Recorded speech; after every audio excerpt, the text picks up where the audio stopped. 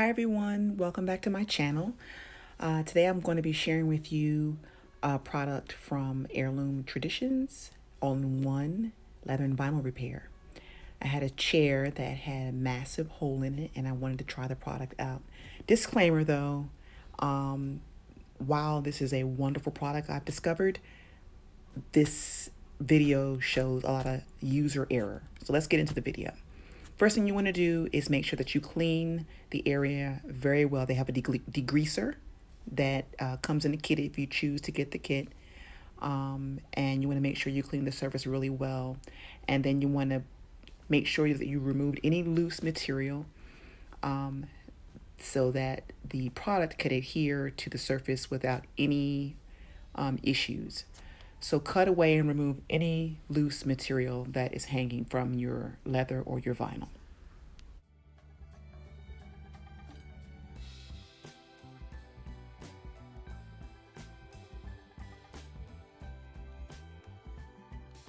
Once you have a clean surface to work with, you want to apply your putty. It comes in a very pliable putty. It doesn't dry quickly, so you can, take your time and get it just right. And it's very important that you do so. That's the part that I neglected to do. I did, as you see there, put a little on the underside of the vinyl so that it would have something to stick to. Also keep in mind, if you have a hole in the area you're working in, you can use stuffing and add it in there to bulk it up and then put the product over top of that. But any areas that are cracking, any areas that have holes, you can apply this product right over top of that. So the one thing that I want to mention that, as I said, this product does not dry quickly. However, once you've, if you see the surface here, there's a space in between that is not cracked. My suggestion would be to cover the entire surface and not just those two spots where you have the tear in the material, because you want it to be a smooth finish when you're done. So whatever surface areas have issues, apply one even coat across the entire surface area and make sure that you try your best to blend it into the existing leather or vinyl.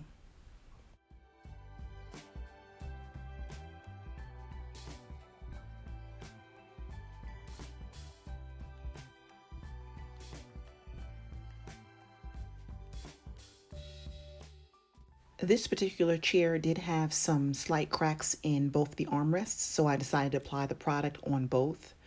I made the mistake of not applying enough and just applying it in patches. So make sure, again, that you do it evenly across. I also had a hole in a sofa love seat that I wanted to repair on the back side, as well as a rip in the material on one of the arms of the chair. So I incorporated that as well.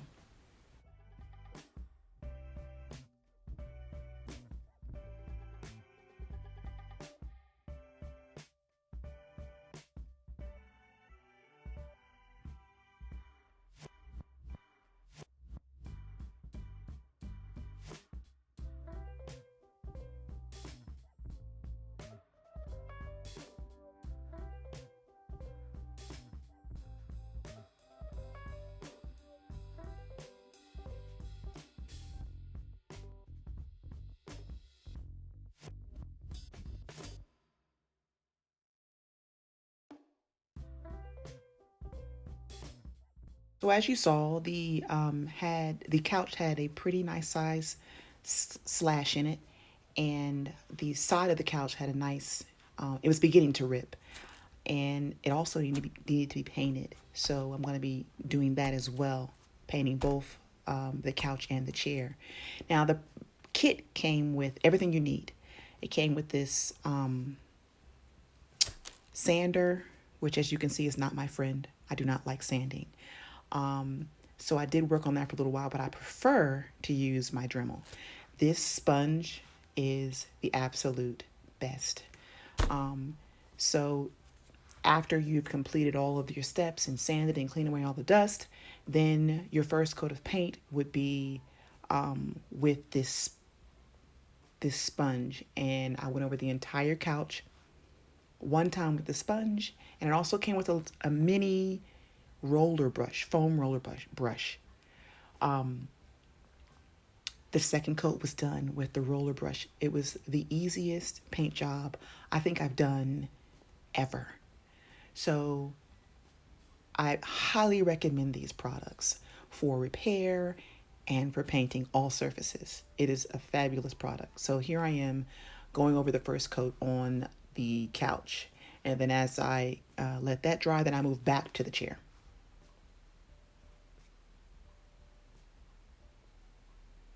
So the product has dried, and I went on to paint the metal part of the chair. So I did a primer first, and then I spray painted the gold spray on all metal surfaces of the chair.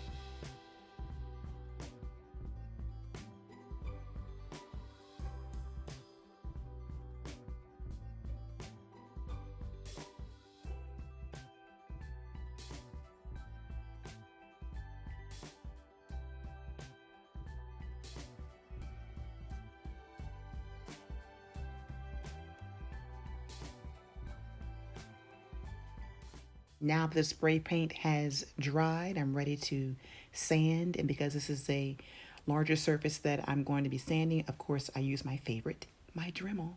I use an 80 point sandpaper.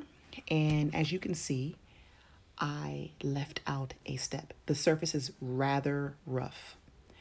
And I had a lot of interruptions during this project. Therefore, I left that whole entire step out. The step is very vital. Look at me, confident, confident. Little did she know. So I took my time and did it the best that I could, sanding this chair down without further damaging it. And it was proven to be a challenge because it was not getting as smooth as I would have liked it to be.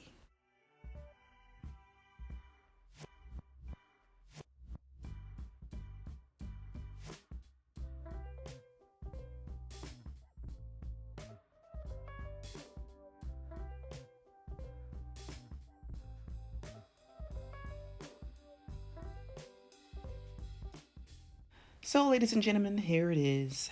After I try my best to sand this down, this is what it looked like.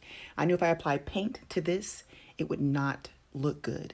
So I ended up contacting the company and asking if I could manipulate this after it dried. They said no. Then I proceeded to ask, could I, purchase more product and apply it over top to see if that would help. They said that I could try that. So I had to wait about a week or so, got new product, and applied another coat. So this is after I sanded it. So you can still see the deep gouges and grooves in it. So I got new product, and then I applied as much as I could over the chair. The step that I left out was dipping my fingers in water and smoothing out the product, manipulating the product across the chair to smooth it as much as possible. Round two. I got that to work as best I could, and then I proceeded to paint the chair. So although it is not perfect, it is because of user error, not because of the product. So I would definitely recommend this to anybody who has this issue, and next time I will perfect the process. But I'm very happy with the way it turned out because this is really just for me and my family's use. So I hope you guys enjoyed this video. I'm going to put the links down below where you can get these products. And have a wonderful day. And thanks so much for joining me on Life with Leeks.